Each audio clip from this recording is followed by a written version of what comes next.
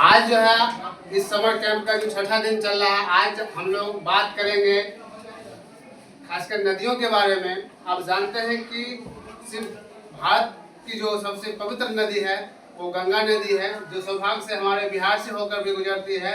और गंगा नदी की जो लंबाई है वो 2525 किलोमीटर है। और गंगा नदी का जो उद्गम स्थल है वो गंगोत्री हिमानी है। गंगोत्री हिमानी से दो शाखाएं निकलती है, एक भागीरथी और एक अलकनंदा।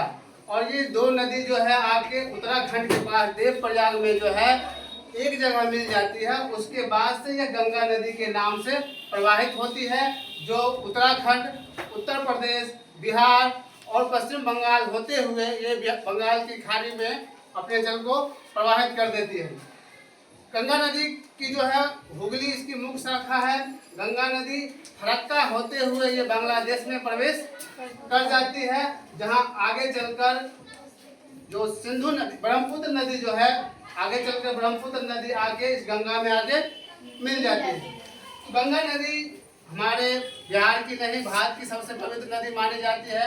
ये हमारे लिए पूजनीय है। इसके अलावा गंगा नदी में जो बहुत सारी नदियां हैं जो आके इसमें मिल जाती है, इसमें घाघरा, गंडक और कोसी प्रमुख नदी है। इसके अलावा और भी छोटी छोटी नदियां हैं जो गंगा में प्रवाहित होती है, गंगा में आके मिल जाती है और गंगा के मिलने के साथ वो अंत में बंगाल की खाड़ी में मिल जाती है।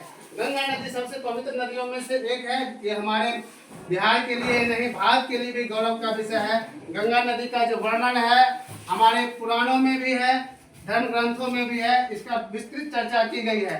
गंगा हमारे लिए पूजनीय भी है, श्रद्धा है, इससे हम लोगों की श्रद्धा जुड़ी है और ये बहुत ही पावन नदी हम लोगों के लिए है।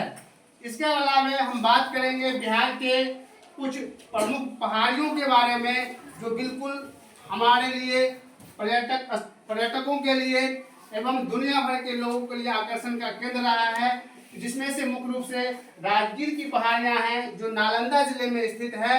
ये राजगीर की पहाड़ियां जो काफी, इसकी जो प्राकृतिक छटा है काफी मनोरम है। यहाँ पर जाने के बाद लोगों में बहुत ही अच्छा शांति, सुकून और सुंदर दृश्य महसूस करते हैं। इसके अलावा सोमेश्वर की पहाड़ी है, जो बिहार के पूर्वी भाग में झारखंड की सीमा से लगती है। सोमेश्वर की पहाड़ियां जो है वो बहुत ही मनोरम है, ये भव्य है, बहुत विशाल है। और यहाँ की जो प्राकृतिक छटा है लोगों में एकदम से खुशियां भर देती है, लोगों में उत्साह भर देती है। और यहाँ आने के बाद जो है लोग आनंदित हो जाते हैं, प्रफुल्लित हो जाते हैं, उनका मन गदगद हो जाता है।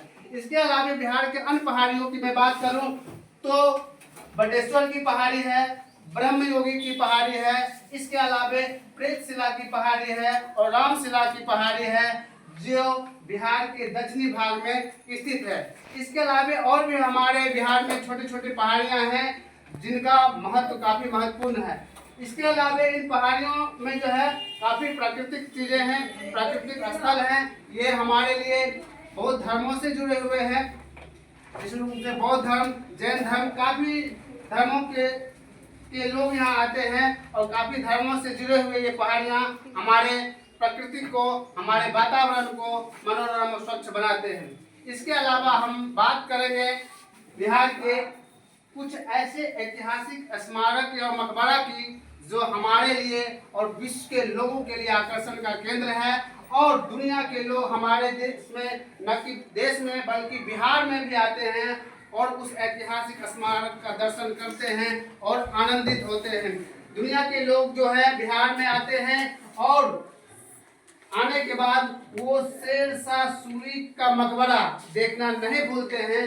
शेरशाह सूरी का मकबरा जो है वो सासाराम में है, जो काफी महत्वपूर्ण है, काफी बहुत सुंदर है, बनाया गया है। और शेरशाह सूरी के इस मकबरा को जो है दूसरा ताजमहल भी कहा जाता है। इसके अलावा हम बात करेंगे बक्सर का किला की। बक्सर का किला जो है काफी महत्वपूर्ण है। यह गंगा नदी के तट पर है, जो बक्सर जिला में है, जो हमारे लिए ऐतिहासिक स्थल है। यहाँ पर भी लोग घूमने के लिए आते हैं, पर्यटक जो है काफी रोमांचित होकर ये घूमने के लिए आते हैं, यहाँ से ज्ञान प्राप्त करके जाते हैं।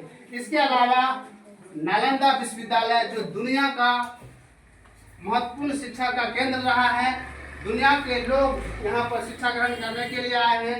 नालंदा विश्वविद्यालय की बात करें तो नालंदा विश्वविद्यालय वर्तमान में हमारे बिहार के नालंदा जिले में स्थित है। और नालंदा विश्वविद्यालय का जो बनने का समय था वो बनाया गया तो वो गुप्त काल का है और कुमार गुप्त के द्वारा इस विश्वविद्यालय का निर्माण जो है किया गया था, जो मुख्य रूप से उस समय में बौद्ध धर्म से संबंधित थे। दुनिया के लोग, दुनिया के छात्र इस विश्वविद्यालय में आते थे और विभिन्न भाषाओं का, विभिन्न क्षेत्रों का, ज्योतिष का, विज्ञान का, साइंस का, मेडिकल की विभिन्न विषयों की विभिन्न विधाओं में शिक्षा ग्रहण करते थे और ऊंचे ऊंचे पदों पर जाते थे। ऐसा हमारा नालंदा विश्वविद्यालय था जो आज भी दुनिया में शिक्षा देने का काम करता है और उस समय में विश्व गुरु के रूप में काम करता था। यहाँ एक से एक विद्वान लोग आए, एक से एक बड़े बड़े विद्वान लोग यहाँ से पढ़ के निकले।